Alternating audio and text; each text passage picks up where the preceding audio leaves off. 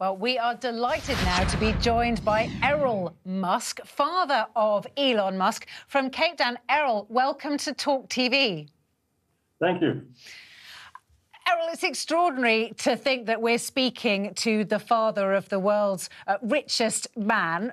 Go back to when he was a child. What sort of little boy was he? Well, he was a very pleasant child, very pleasant, very well behaved, and interested in everything I did. We did a lot of traveling and around the world, and he liked flying aircraft with me, and so he was a real pleasure. Both of my sons, to be honest. Because of course Kimball as well. You're a pilot. Now, your son, at an early age, when he was a kid, I mean, he's a brilliant, brilliant man. Could you tell he was going to grow up to be such an extraordinary human being when he was young?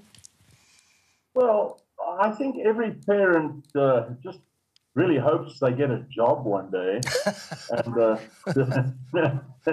they manage to get by. I don't think a person goes. Well, obviously, you just hope it goes well. That's all. I mean, but he did show promise. I mean, when he was 11, I bought him the first PC that came out from IBM with a mouse and everything. It was worked on the DOS system, disk operating system, and the people that he met when I bought that, the people who bought this PC out here from England actually. Told me that at the age of 11, they told me that he must get one of these computers. So that did indicate something, I suppose you could say. And, and he's a powerhouse. He was always a powerhouse of knowledge. I mean, in his first year at high school, he won the general knowledge competition for the whole school when he was in grade 8. Goodness. And Errol, Elon himself has talked about being on the spectrum. He's talked about having some sort of Asperger's. Do you think that has contributed to the way that he's conducted his life and conducted his business, and the fact that people have called him some kind of genius? Well, what is Asperger's? I'm not 100% sure, but if it's that you are tenacious about a specific subject, if you don't let go, if you keep on trying to do something and you're prepared to keep on trying and trying and trying, and I would say that we are guilty of that. I'm guilty of that. Elon is guilty of that. And if that's Asperger's, then good. I mean, it's just something that makes you want to keep going and not accept failure. Well, of course, Errol, the reason we're talking to you is your son has just taken over the reins at Twitter, the world's biggest social media site. He's got 111 million followers on Twitter. I gather you've just joined. You've only got 200 so far, but I think you can expect that to rise. But he's walked into the Twitter building, first of all showing his sense of humour, because he's carrying a sink, and he says, I now am, Chief Twit, let that sink in. And then he's gone on to rather ruthlessly fire most of the top the executives there. I mean, are you surprised at his ruthless side, or did you always know about that? I don't know. Elon's intention will be that Twitter becomes much bigger, much better, not exclusive, and so on. I can mention, from my point of view, I'm in South Africa, not in the United States, but I know that Donald Trump has rallies, and 50,000 people attend the rallies, and I've only seen Biden do one rally some time back, and 12 people came. Cancelling Donald Trump on Twitter doesn't make any sense. So, Errol, it sounds to me as if you would back your son Elon were he to invite Donald Trump back onto Twitter. Yes, I think he should invite all the people that were banned back onto Twitter, not just Donald Trump. I mean, they've banned people that are very fine people. Funny enough, I must just say that you asked me earlier, am I a member of Twitter or whatever it is? I about 3 years ago, I decided to join Twitter because they kept sending me adverts.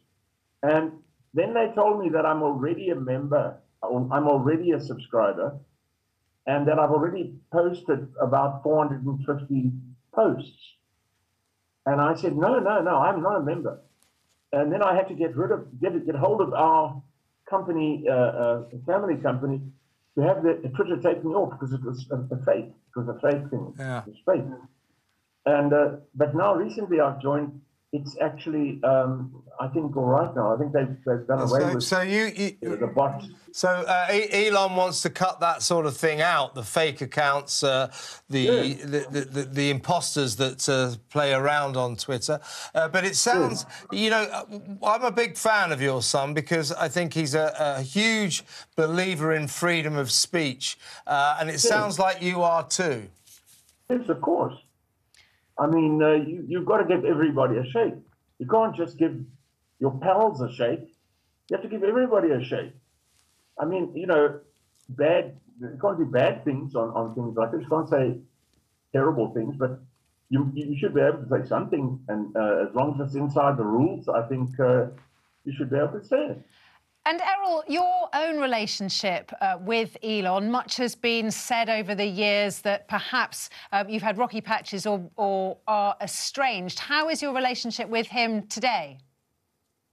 Well, I received an email. I received a WhatsApp from him about half an hour ago, and so I suppose that suggests, you know. Can you tell us what it said? No. That's to do with. It's to do with funding. You know, I've just been in the hospital for atrial fibrillation, and I have a lot of accounts to pay. So they you know, the Family Foundation will be paying the accounts. You know, it's very expensive now in the hospital. Well, Errol, maybe your next WhatsApp to Elon should be to ask him to organise you a blue tick on Twitter because you haven't got one yet. A blue what? If you're a celebrity, you get a blue tick on Twitter next to your name. So you will get one, Errol. Trust me. Anyway, I hope so. Well, let's see. I don't know. I don't mind. I don't mind. Errol, last question. Can you quite believe that your son, the little boy that you brought up, grew up to become the richest man in the world? Well, we've always been a family that tried to do the best we can. I was probably at the age of 30, you know, when in South Africa I was an elected politician.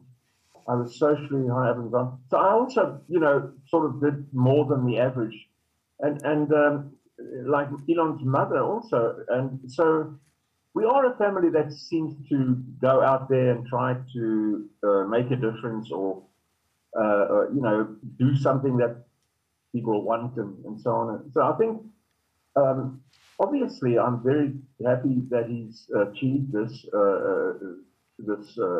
after all the effort he's put in. I worked there with him for some time, and this is the times that, and my wife was with me at the time, and you had to go to work at 6:30 in the morning to avoid the traffic. And you only got home at 9:30 in the evening. And this was very bad for my home life. And that is the dedication that Elon requires. They had a sign in the first business which they set up, which said at the reception, if you don't come in on Saturday, don't bother to come in on Sunday because you're fired. That's that ruthless streak again. Even with your own family, no letter. Extraordinary. Errol, congratulations on being the father of the richest man in the world, and congratulations to your son for buying Twitter. I, for one, think it's a very good development. Errol Musk, thank you very much for your time.